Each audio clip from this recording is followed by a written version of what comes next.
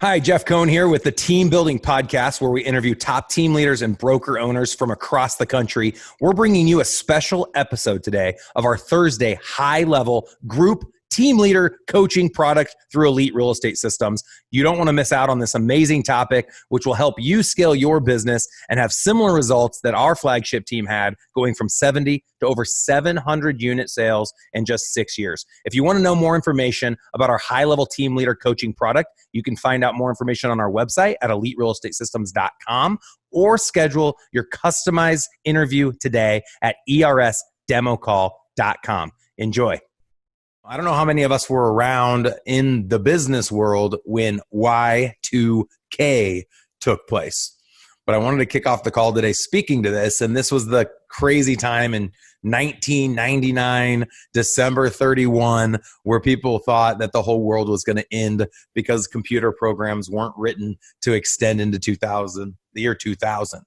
And so at that time, our company that I worked at, an indie brokerage, decided to start charging $100 per transaction within that brokerage to back up all their data.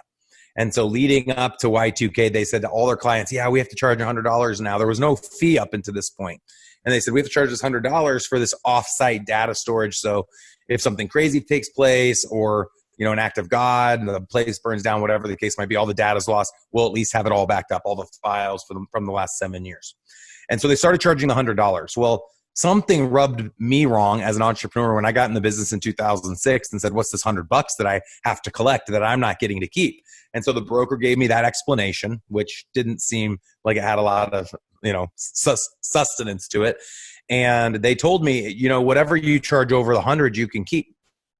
I said, excuse me? And they're like, yeah, whatever you charge over the 100, it's just a fee to the client. It's a commission, if you will, to the client, because it used to be called broker fees. Then we changed the name to broker commissions, and now we call them BAC fees, broker administration fee, but it is actually a commission on the HUD statement. So it's just like the 2.4% or 3% or 6% your client owes you. On top of that, there's a broker commission. And early on in my own personal business, when I got licensed in 2006, I started charging $199. And I kept the $99 to pay for an admin. And flash forward to today, we charge $600 on every buy-side transaction and $999 or $1,000 on every sell-side transaction. And what we found that in time as we grew, we were able to take 100% of those broker commissions, lead with revenue, and hire out new positions within our company by the money we generated off of the broker commission. So, we spend right now, our overhead is probably about $350,000 a year in all of the different positions, like Andy's role now as manager, Kevin's role as operations manager, Clayton as a trainer, Stefan as our sign runner, Samantha as our lead transaction coordinator, and then we have a secondary transaction coordinator in Emily, and even myself. I take payroll within our entity, and 100% of that is covered through a fee. And it doesn't seem realistic, and I never intended for it to get to where it is today. I'm really happy that it has. But fundamentally, the reason behind the broker commission was we wanted to continue to build support that would help the client and help the agent. And so what I have found is it really just comes down to, you can either charge this fee and let your agents make more of a commission, or not charge the fee and allow your agents to make less of a commission. But one way or another, you're going to need that extra. We found admin typically are about 10% of GCI. So if we were making $3 million gross commission, $300,000 went to admin support. And so you have to get that 10% one way or another. Gary Keller would say on MREA, you should get that by paying your agent less. They don't typically talk about broker fees and MSAs. They really just talk about paying agents less commission. Well, I have yet to see a dominating brokerage or real estate team that grows in scale, more than 30, 40 agents, that only pays out 40% commissions. So I wanted to have a team model where I was paying out 70% of GCI. And one of the ways we were able to do it is through broker commission. So like I said, next week, we'll get more in depth into that. But one of the mindset pieces behind it, when agents have heartburn about charging that to their clients, I always give them the option of, instead of making an 80-20 split or having a capping model, they could choose to go to a 70-30 split, no cap. And of course, no agent's going to choose that. So we've essentially empowered them with the ability to make more money and charge the broker commission to their client to help us offset our costs of all of those administrative roles.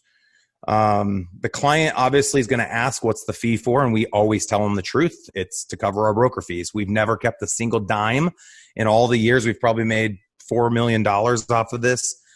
We've never kept any of it as a net profit. It obviously contributes to the fact that we have a net profit because it's going towards our overhead expense.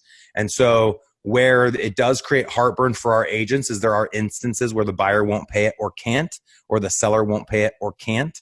And in those instances, the agent has to pay it. So this fee is not necessarily a fee just for the client. It's a fee to every agent within our organization. If someone's buying a house, we charge the agent, Clayton, today. If someone were buying a house and said, I'm not paying that, that's BS. My friend told me that you guys can't do that. And Clayton chooses to waive it. He'll himself personally have to pay the $600 on the buy side or the $1,000 on the sell. And we actually just went down on the sell. It's $900 now, I guess, moving forward. Now, Clayton has permission then to reach out to Andy as the manager and say, hey, these guys won't pay it. You know, is there anything the brokerage would be willing to do to work with me on it? And, or could I reduce my commission on the listing side to make up for the difference? And, you know, we can bless him doing something like that. But in most instances, the client will pay for it. It's not an issue. And if the client doesn't, it's usually because the agent hasn't been trained properly to collect.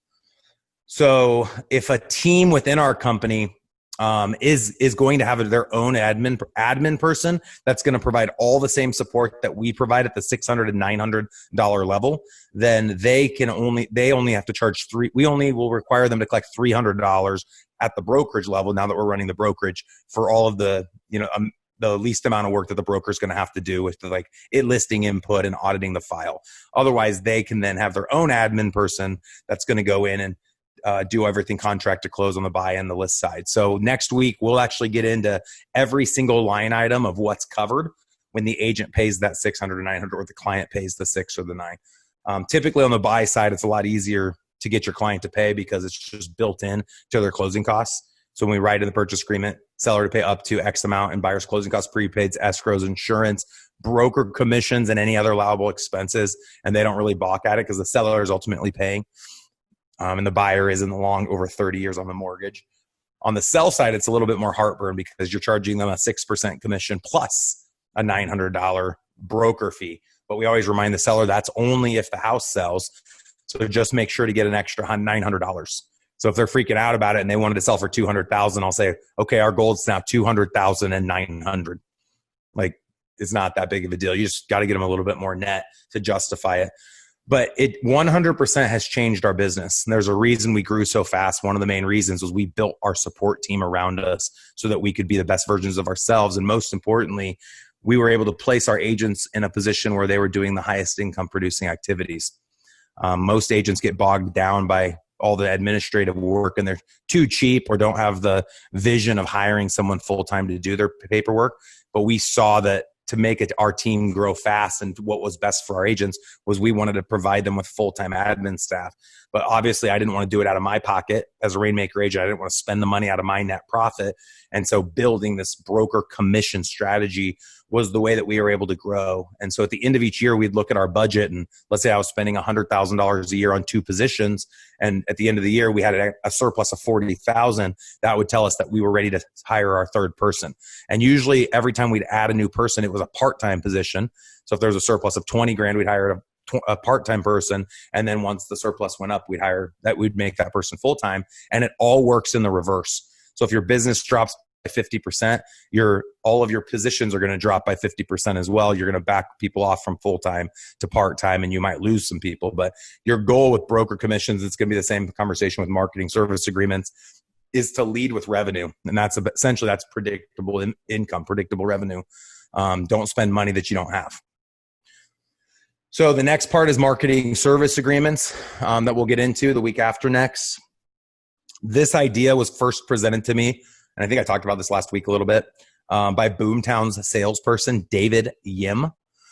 David was telling me about their platform, and it would cost $1,500. And in 2011, that seemed like a lot of money to be spending on a platform for a 3-person team.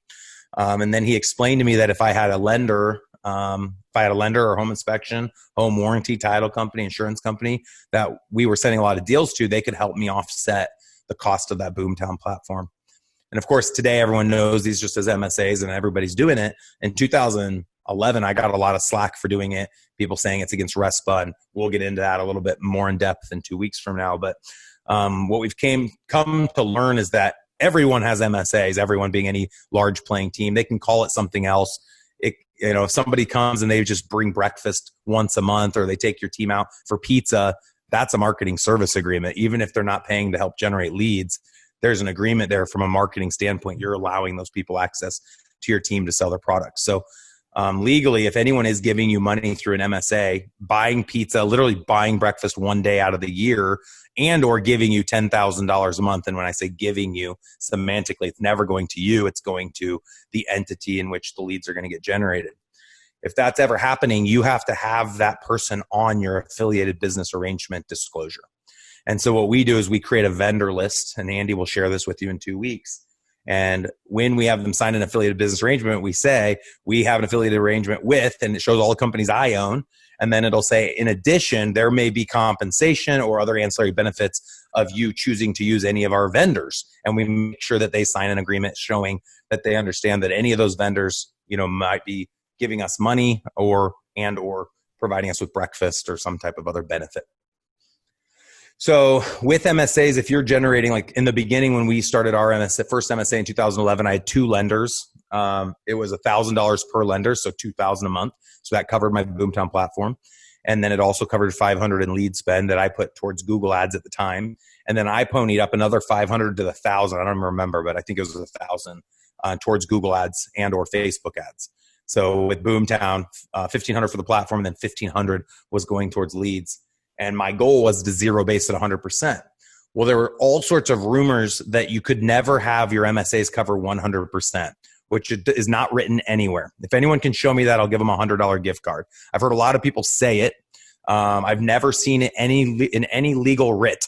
So if you can show me RESPA or Realtor or any of these national companies that govern us, that you can show me that you cannot have 100% of your marketing costs covered, I would love to see it. I've hired local counsel to look over the laws, and I don't believe that that's the case. So I know Zillow was the first to spread the rumor. And when people started paying Zillow required that the agent would pay half and that the ancillary paid half. And the reason I believe Zillow did that was they wanted to make sure when the ancillary went away, which was inevitably going to happen because most agents don't follow up on their promise of sending leads, Zillow wanted to make sure money was going to keep coming in. So they have the agent commit to a year's worth of $500 a month, and the ancillary commit to a year's worth of $500 a month. The ancillary goes away, agent's still on the hook. Well, what happens if you just let the ancillary be 100% on the hook? Ancillary goes away, agent says, sorry, my ancillary backed out. That is why I believe people say it has to be 50-50, but I do not believe legally it does. So if someone could prove me wrong on that, I'd love to be proved wrong. I've yet to see it.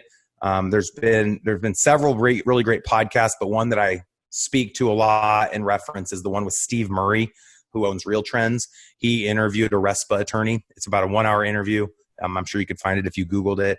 But essentially, the RESPA attorney outlines what the rules and obligations are inside of those agreements. And I'm going to get into that with you guys in 2 weeks from now to show you exactly how those arrangements need to be structured. So one of the things I don't share on my podcast, but I'll share with you, is that we don't have signed contracts with anyone. So when I say marketing service agreement, it's a verbal agreement.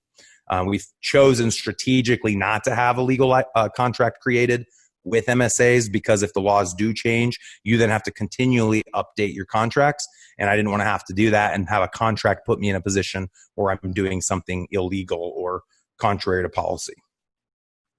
And then the last bullet item that I wanted to speak to today is ancillaries and, knowing the right time to launch an ancillary business. For us, we first launched title and insurance in 2016. So it took 5 years. 2011, we launched the team.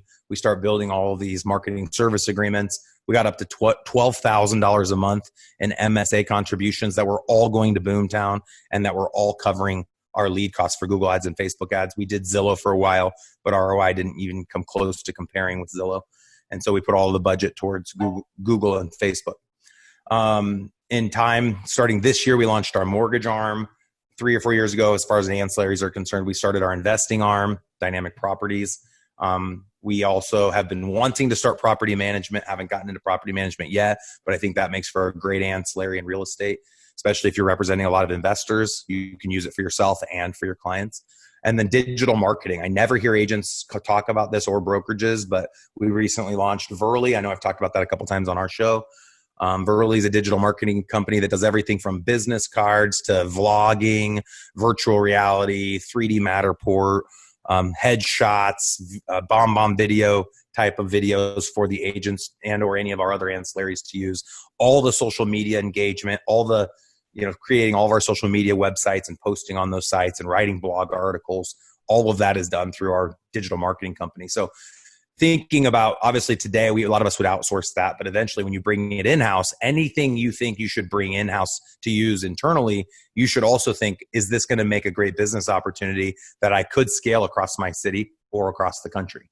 So we've considered it even with like our sign runner would be another ancillary. We own a sign running company. Right now, they only work for us. But if we wanted to, we could scale that business and make that available to other companies in our area. And I think the best ancillary businesses to start are ones that can be fed outside of your team or outside of your brokerage. So my intent with title, mortgage, and insurance was that all of them would be supported by other agents across other brokerage brands, not just needing to be supported by my team. So believe it or not, those are the biggest three topics I wanted to cover today. Those are kind of the rabbit holes that we will go down. I just wanted to kind of give a 10,000 foot view. And I knew that you guys would have a lot of follow-up questions even today to kind of create some clarity around some of these points. So I'm going to turn it over to you to ask any questions. But in essence, philosophically, the goal with all three of these strategies was to help us be able to pay the agent more commission. So anytime you get pushback by agents trying to do this and they say, oh, you're all about money, it's all about greed, say, it is all about money and greed. I'm trying to put more money in your pocket. And they'll roll their eyes and not believe it. But if you look at the national average for what companies pay, typically the more commissions they pay out, the less value they offer. And I wanted to be in an environment where I could pay out just as much commission as everybody else that's selling the farm and still be able to provide great value at the back, in our back office. And transaction management is a huge part of that. Lead gen, a strong CRM, all the different systems and technology that support our group. And most of that is getting paid for through these zero basing strategies with the broker fee and the marketing service agreement and or the ancillary. So the last piece to this is that when you do choose to start the ancillaries, they then will need to be paying in. Obviously, you can't just stop receiving that $12,000 a month revenue. Those ancillaries will have to pay in as well. And then it hurts a little bit more because you own some of that or all of those ancillary entities. But they're helping to pay for leads. And the goal is that those leads come in. A certain percentage of those leads are going to close with your company. And if they do close with your real estate company, they're also kicking some opportunities back to the ancillary. So net, those ancillaries will create clarity as well. And they'll have predictable revenue. And they'll know every $500 they spend, they should close one deal. Just like right now, every $500 they spend, we're able to close a deal. One transaction every 500 is what we've been averaging for 9 years. So all of the ancillary businesses should track that. They won't. And so we track all of that for them.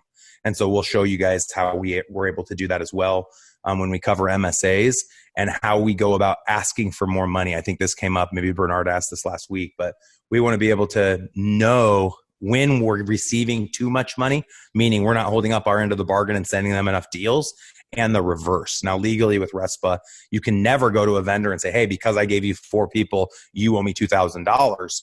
But there is an algorithm or a formula to know how much to ask for. And really the way it breaks down, independent of which business entity it is, I believe you should get $500 for every one deal.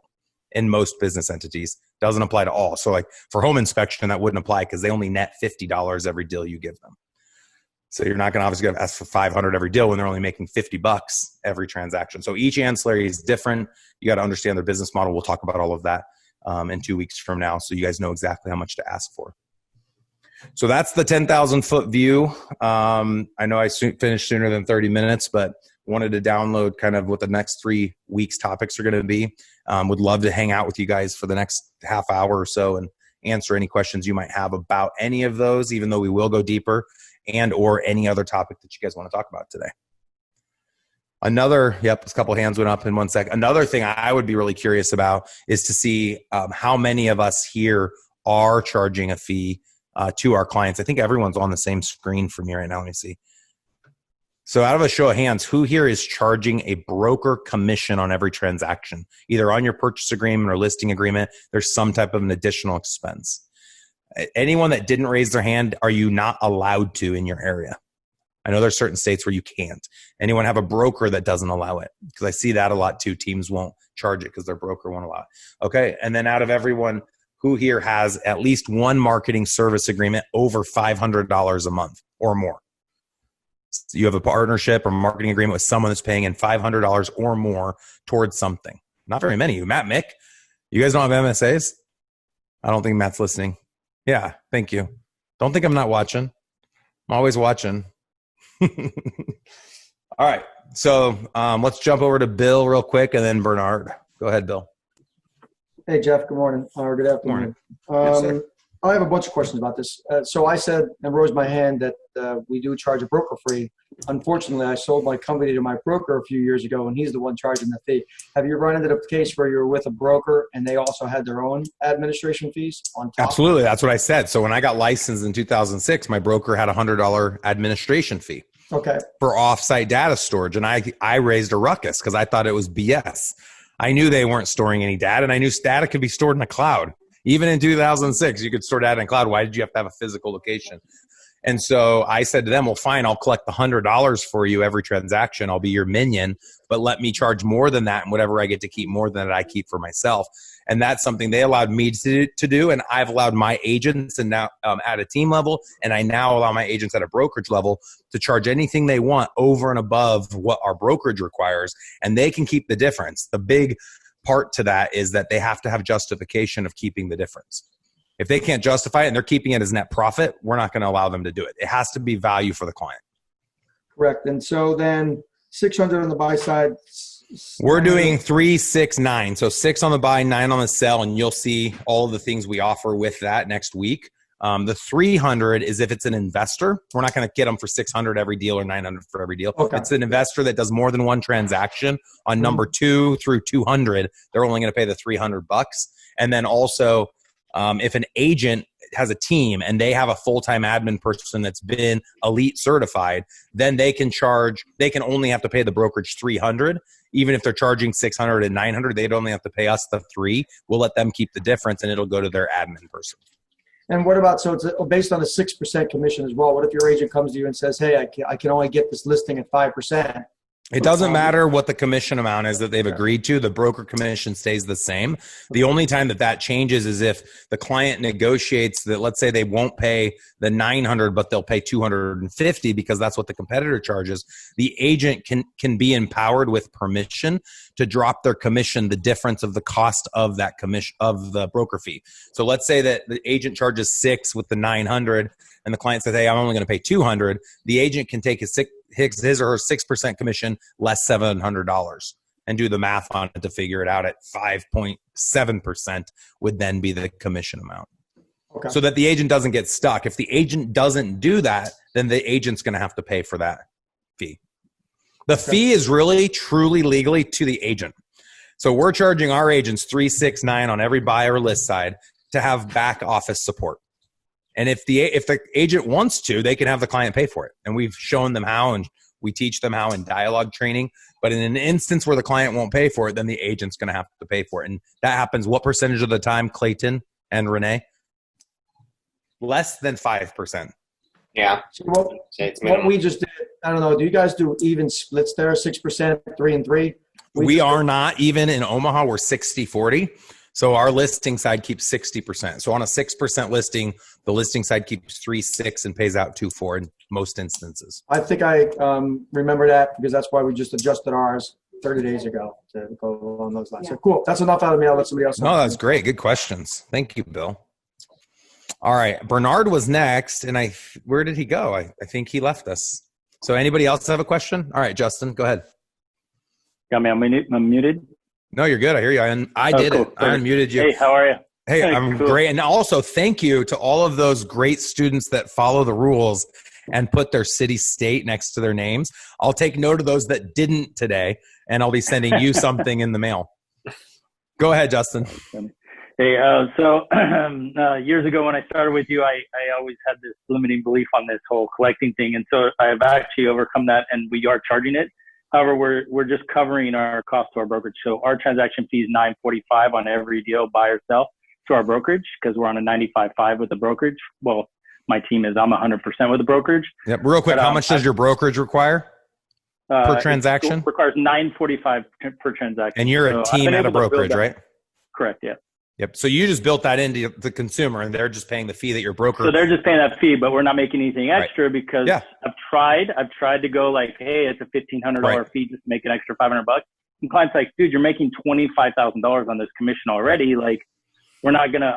We're gonna go with somebody else. You know what I mean? Right. And so, But your I've broker's learned that, deal like, is 95.5 and $1,000 a transaction, and you were able to Correct. at least go and offset the 1,000 by charging the fee to your client. So Okay? I feel pretty good about that, but I know that you'd push me to challenge me on that. So, yeah. So just any thoughts on how to push that a little bit to get that 500 or that extra? Dude, how many bring that times? in. And this is all great, and I'm glad Justin's bringing this up, and he's in a much higher price point.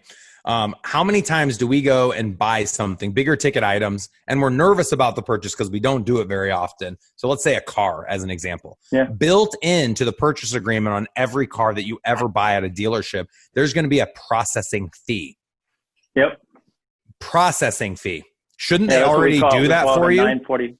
Yeah, we call that a 945 processing fee that goes, that's just our processing fee.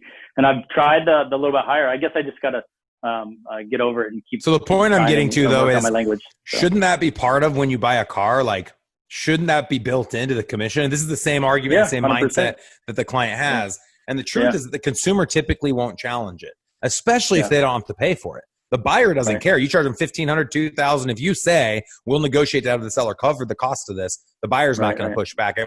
Normally, if we get pushback, it's on the opposite side. But Justin, I think you're doing awesome to at least cover that. Thanks. You're zero basing the cost with your brokerage other than the 95.5 that they get to keep forever, by the way. Yeah. There are other I'll models keep out working on there. it. We should get into that. Let's get into commission caps. All right. See Justin trying to get off the call really fast.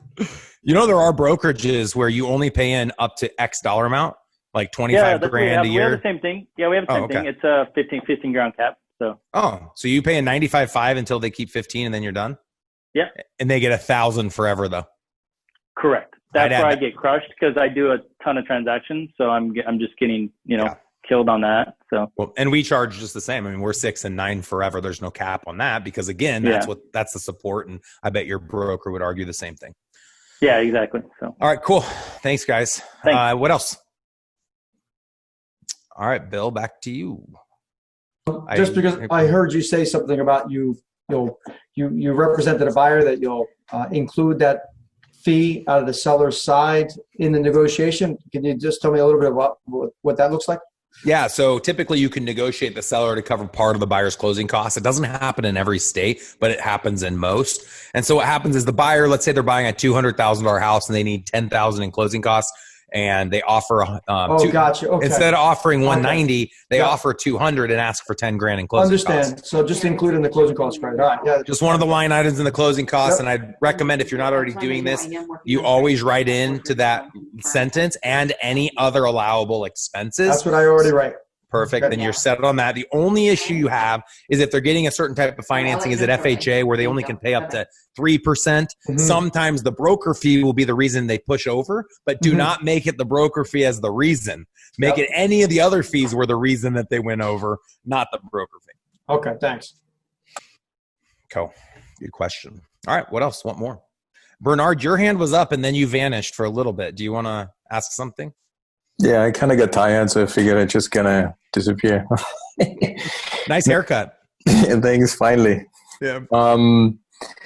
So we brought our first lender on, first MSA, and everything's agreed on. And then I kind of backpedaled a little bit, started talking to the attorneys after I talked to you last week about it briefly. And of course, our local attorney has no idea regarding RESPA, but he's kind of raising the flags, what have you. So I brought that up to the mortgage guy. He's working for the big mortgage company. They're going to run it through compliance on their end. But do you have anybody that you can refer me out to, an attorney that specializes in RESPA questions? I can just run it by him to make sure. Yeah, what's the question? Just out Well, of curiosity. if what we are trying to do is, to have this run through Boomtown, that the our lender is paying towards the advertising spend on So you want to Boomtown, know if that's legal? There's 5,000 teams doing it right now with Boomtown. How many clients are there with Zillow? 150,000 clients are doing it with Zillow. It's 100. So you should always check with an attorney, but it is 100%. It's definitely legal. What I will tell you is that banks are going to be governed differently than private mortgage companies. So typically banks are going to be following up, private mortgage companies follow the CFPB guidelines, but I've had a lot more success getting contributions from private mortgage companies and broker shops that sell the paper than I have through banks. So just as a quick delineation for you guys.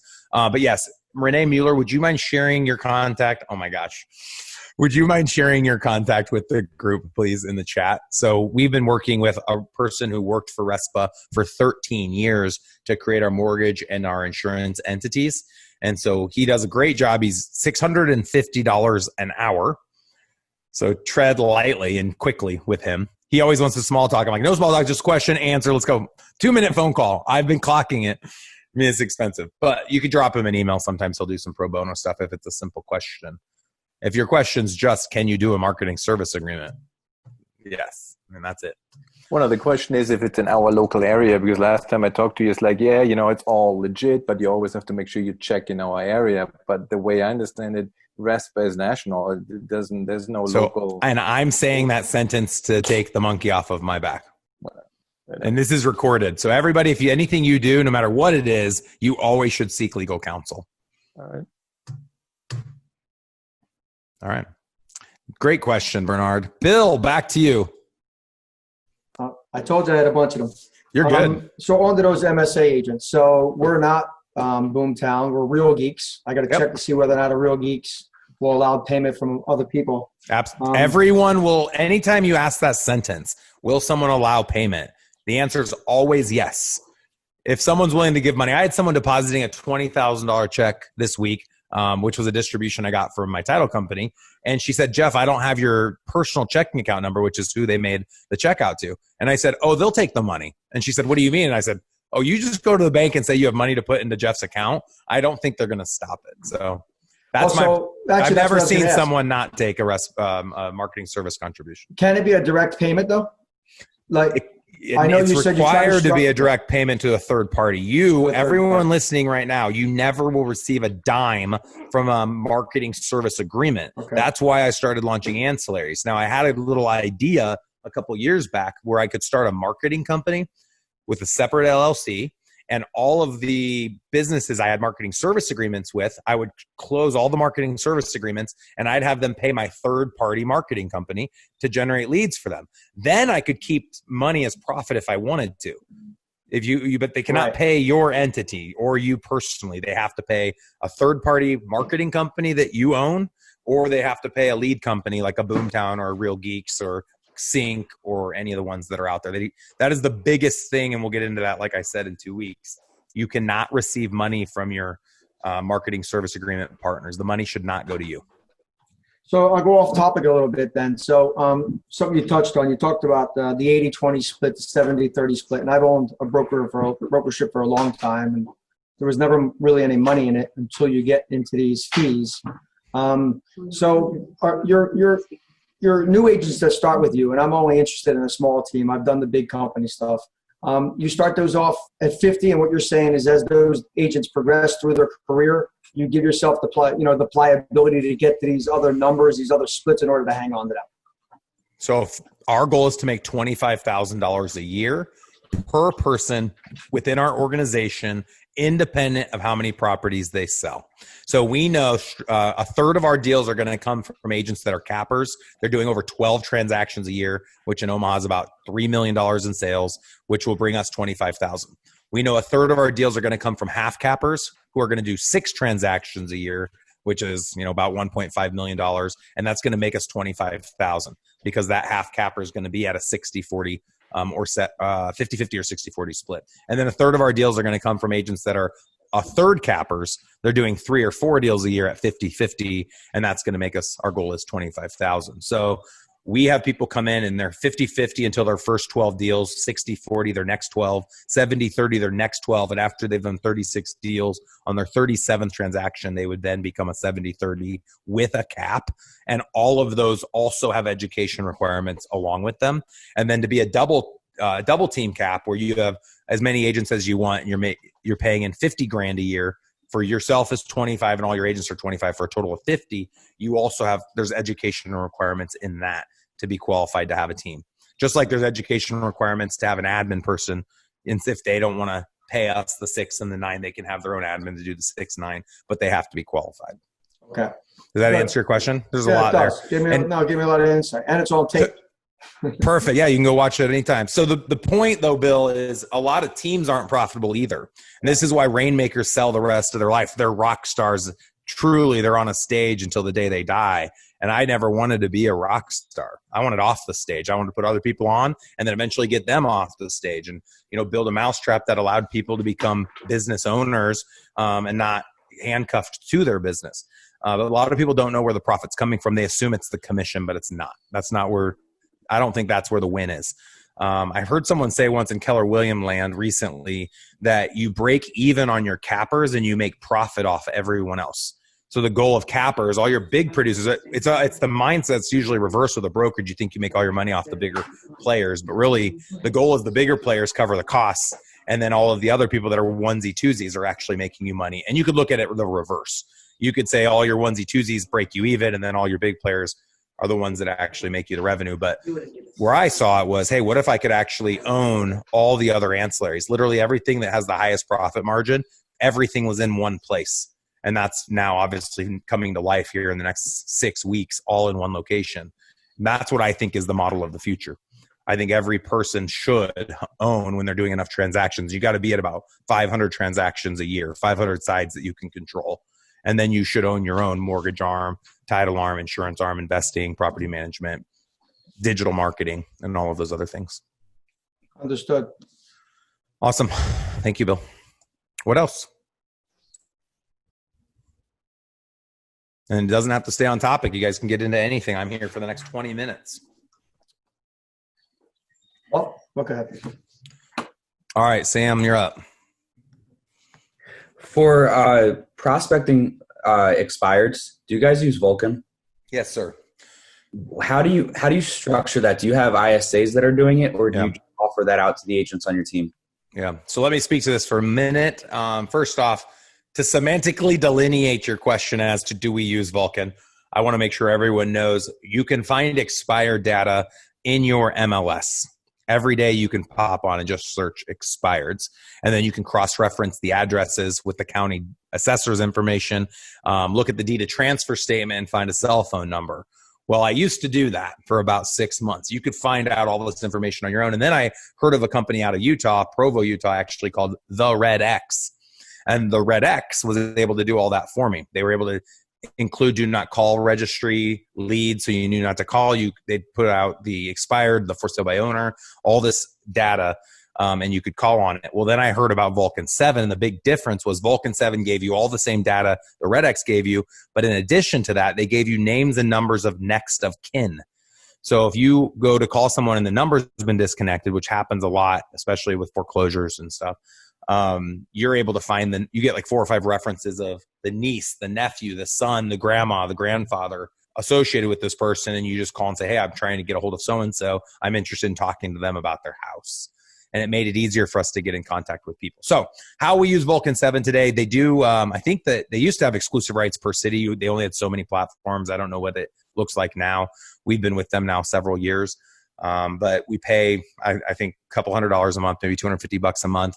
And there is, I believe, an API with Boomtown. So every lead from Vulcan 7 that comes in, all expired, FSBOs, withdrawals, etc., can come in as leads. We choose to put them all into one place.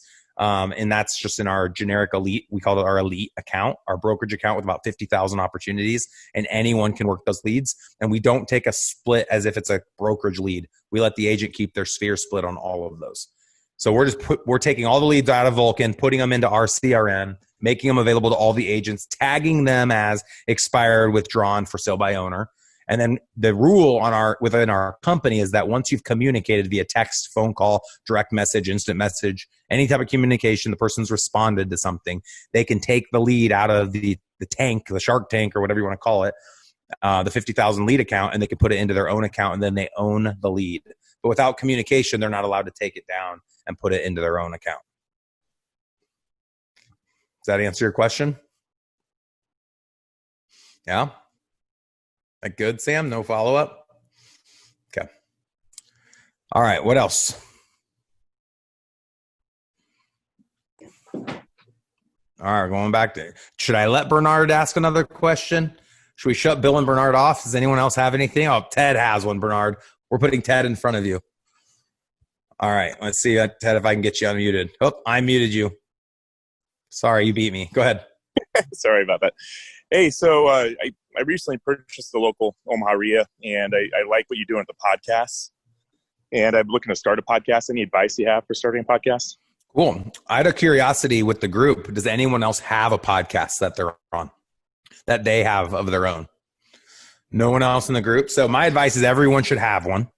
And everyone should have one to talk about the things that they're interested in talking about. I went out and probably visited over 100 brick and mortar offices back in 2011, 12, and 13, intentionally to learn more about building and scaling a dominant real estate team. And then I implemented all those things. And then I was invited to be on a ton of real estate podcasts. And then I realized that the real estate podcasts I listened to sucked because they always talked about selling real estate. And I didn't want anything to do with selling real estate. I wanted to learn how to not sell real estate. And so I believe I was the first and continue to be the only real estate podcast that doesn't teach anything about selling real estate. It only teaches people to quit real estate and focus on building businesses. So as far as advice, the tech is cheap. This is a $150 microphone, even though it looks really cool. Get them on Amazon. They're about $150. I'm actually going to be doing a podcast on how to do podcasting. I've been doing it for 4 years. I have over 100 reviews on iTunes. We're on iTunes, Stitcher, YouTube channel. And pretty much all the other places that it syncs to. And then just have a systematic way of getting interviews. And just, it's easy to do that too. Everyone wants to be on a podcast and tell their story. I'd recommend keep the episode short. Most people only spend about 20 minutes listening or watching a podcast. So there's like Jocko Willink's episodes are 3 hours. I'd love to see what percentage of those episodes actually get consumed. I like a 20, 25-minute episode. They don't have to be recorded. No one's watching, like less than 5%. Out of everyone in this group that listens or follows our podcast, how many of you watch it? Out of a show of hands. Any of you watch it? So yeah, no one watches. Everyone listens. We get 3,000 downloads per episode. We average 12,000 downloads a month, and that's with 4 episodes going out a month. So it's about 3,000 per episode. Have a systematic, approach in that. Don't start a podcast and then only do 1 or 2 and then wait 6 months. You're gonna lose your audience. So that's a big deal.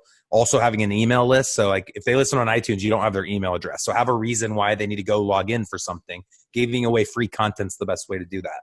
And so we give away free stuff all the time. growwithers.com. You can get my free business plan. You can get our keynote. You get our listing press, buyer press, all sorts of stuff. And then we capture their email. And then we send out an email every time a new podcast releases. Out of everyone in this group, who gets an email when a new podcast releases? Just out of curiosity. Most of you should. If you haven't yet, Jonathan, go out to eliterealestatesystems.com, click on podcast, and give us your email address. Because I think it's way better. I know I have iTunes and I listen to my podcasts on iTunes, but I don't allow for push notifications because they're extremely annoying. And so I go out and I'm like, oh crap, there's 7 more podcasts by Joe Rogan that I totally spaced. But if I had an email come in every time there was a new podcast, then I might pay more attention to it. The cool thing about the email is it talks about what's talked about and it has timestamps where you click on it and it'll take you to different topics. If you don't want to have to listen to the whole thing, you just want to go to the best parts of the podcast. So Ted, that's a quick download. I could keep going down this rabbit hole. I think it's a great idea. In this room I'm in right now, let me see if I can take my camera off. I'm just in my virtual reality room in my basement. And my tech is 2 LED lights. These are $50 each on Amazon. I have 1 low, 1 high. I had to do a low one because I always wear my hat and I have shadowing. And then I'm just running on a little laptop. It's just a MacBook. So nothing special. Microphone, MacBook. Oh, I do have a Logitech camera. See if I can show you that by showing myself. I don't know if this will work. Can you see my camera? I guess you can't because this is the camera, but I thought if I could put it on one of your screens, you'd be able to see it. It's a $100 Logitech camera. So pay a little bit of money and you'll get it made a huge difference. It's like literally this camera is 5 times better than the built-in. So what is that? All that stuff added up. I mean, I think you're probably under, with the laptop, you're $1,000, but take the laptop out of the equation, it's a couple $100. So the biggest thing is just being systematic about it. I found you on YouTube. You found me on YouTube? That's like where you first saw our content? Yes. Yeah. Oh, wow. Cool. Good feedback. What, were you just doing searches about the different types of things we talk about? Like I said, I've owned a real estate brokerage for 25 years. And then when we were in the midst of selling it, we knew we were going to sell it. I started forming the team concept and started kind of looking for a lot of that information. And you were one of the guys that popped up. You, obviously, Tom, and what's called out of South Carolina. So I kind of followed the three of us. So. Cool. Thank the concept's you. different, though. Yep. Good feedback. I appreciate that. And it's so interesting on the podcast. People always say, I don't know if I'm going to be a good fit because I do this thing really weird.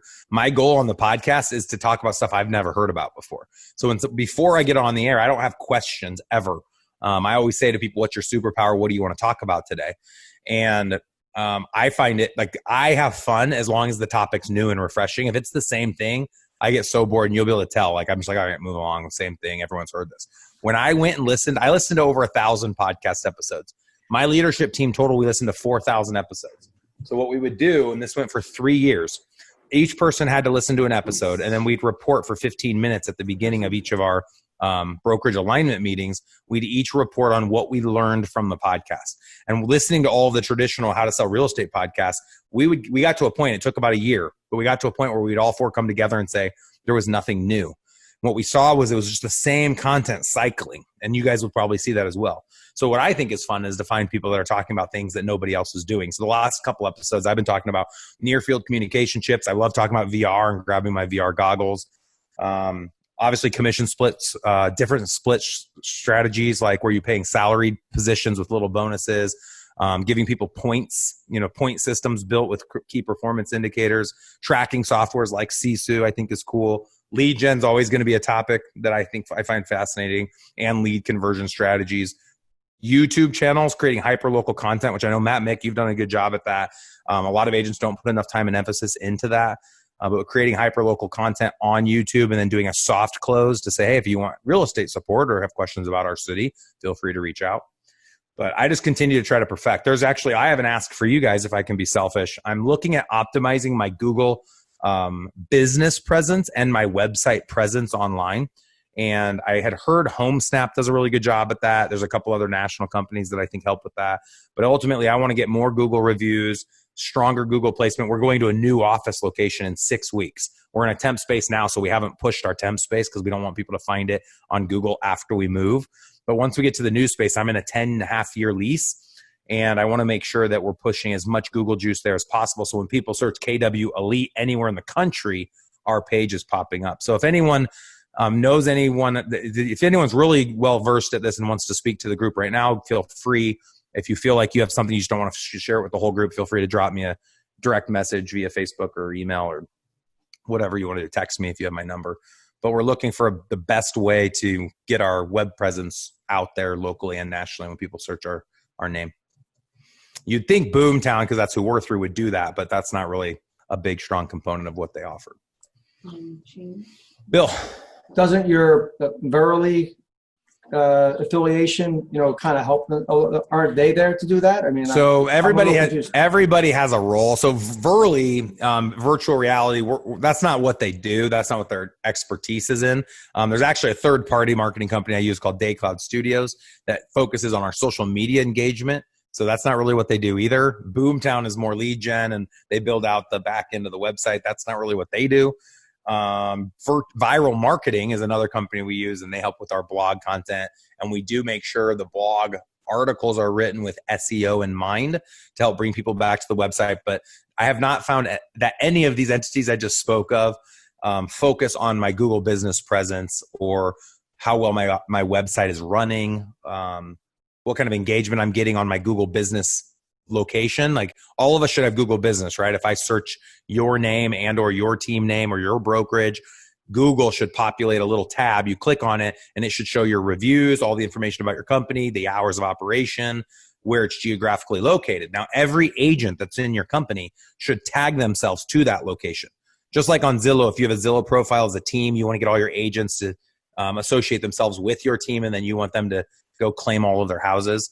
Google has the same strategy. You want to be sure you're the primary person in your company that you own, and then all of your agents are tagging to you. And there's a strategy out there too where people can have home offices as independent contractors. And I've actually heard this before, and I don't know what best practice is, but let's say you have a brokerage of 100 people.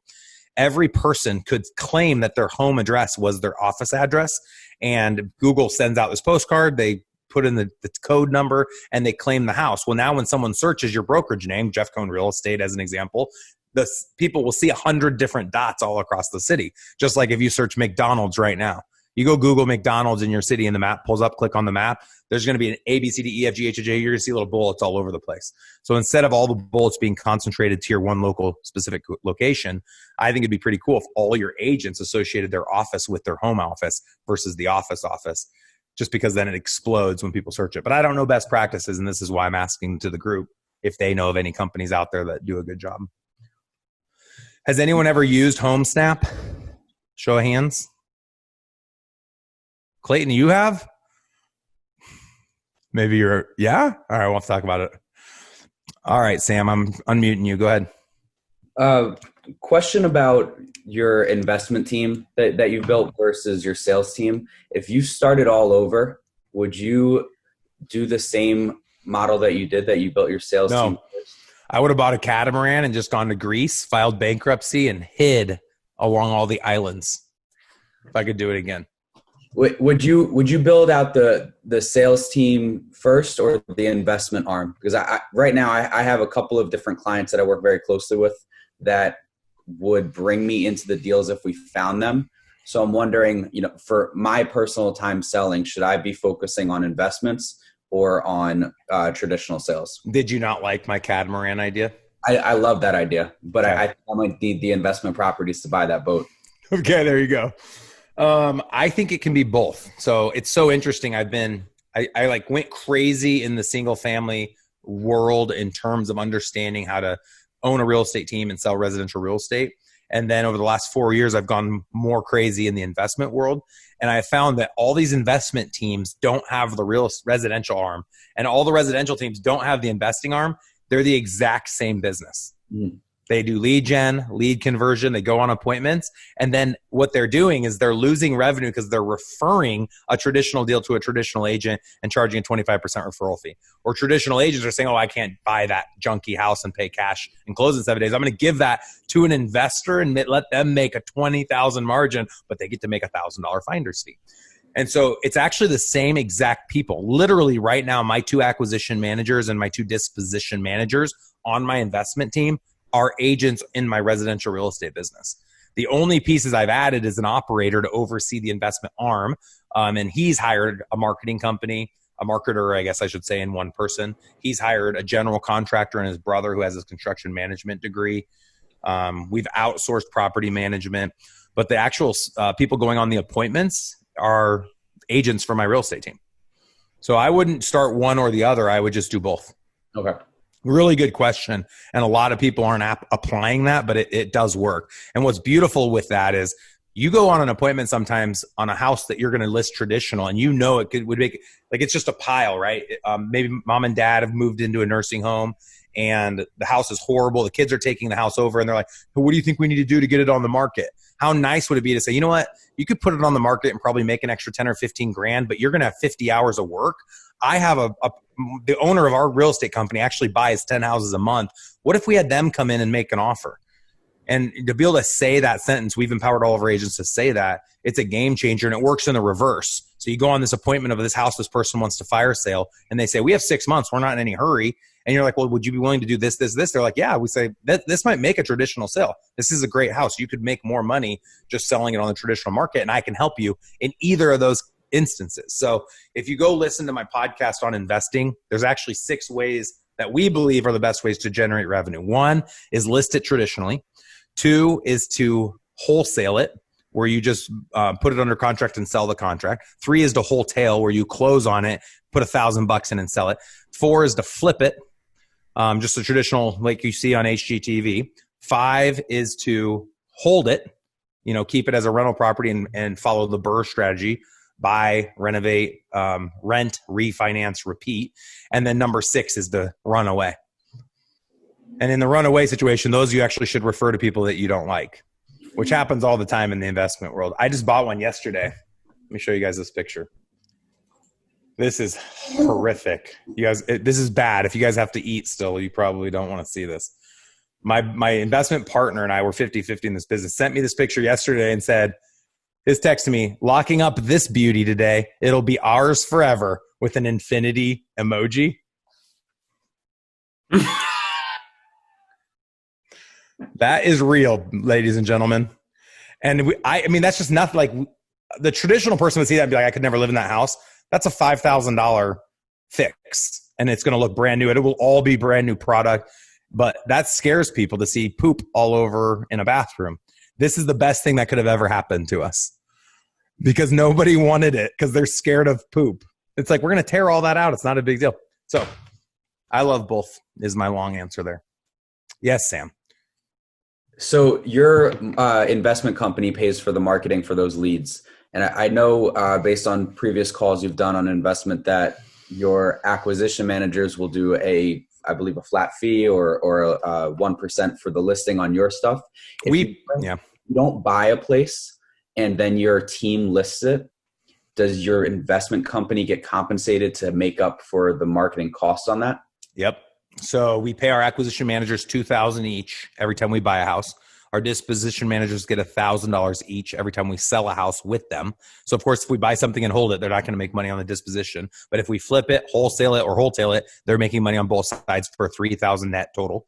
If the lead was generated by Omaha's Elite Real Estate Group, now KW Elite, so the brokerage generates the lead, which makes money for DP. They'll owe a 25% referral fee to the real estate brokerage, and it works in both directions. So if we take it traditional and the lead was generated by the investment company, then the investment company will owe a 25% referral fee back to the person that gave them the lead. And if that person is the brokerage, then they'll owe 25% of the revenue generated to the brokerage. And I actually started a call center like 3 months ago, a new call center that I've never talked about before that charges nothing. So we partner with investors all over the country, and we don't charge anything except for 25% off of any capital event. So I say to someone, hey, I know and it's only for businesses that are buying like 10 houses a month. I say, hey, let us help you generate more leads. They'll say, how much does it cost? I say, it's free. And they're like, well, how do you make your money? Well, when you buy a home or list it traditionally, flip a property, any capital event, even when you buy and hold and you determine what you think the value is, you pay us a 25% referral fee. And everyone's like, okay, so how do I lose? And I'm like, you don't lose. So it's just like my agents right now. They get to work all of our leads. We don't charge them anything to work the lead. It doesn't cost money to work a lead. When do they pay me? When it closes. They give me 50% when it closes, but it doesn't cost them anything. So that was my big, great, crazy idea of how do you get more investors to pay for a caller? You just don't charge them until they make their money. And everybody wants to do a deal like that. It's a win-win. Well, that's a wrap. Hope you enjoyed our high-level team leader training. Be sure to take advantage of the following trainings that go into the details of exactly how to implement the topics that we're covering on these high-level calls. If you want to learn more information about our high-level team leader training product, you can go out to EliteRealEstateSystems.com or schedule a customized one-on-one call with our Director of Growth at ERSDemoCall.com.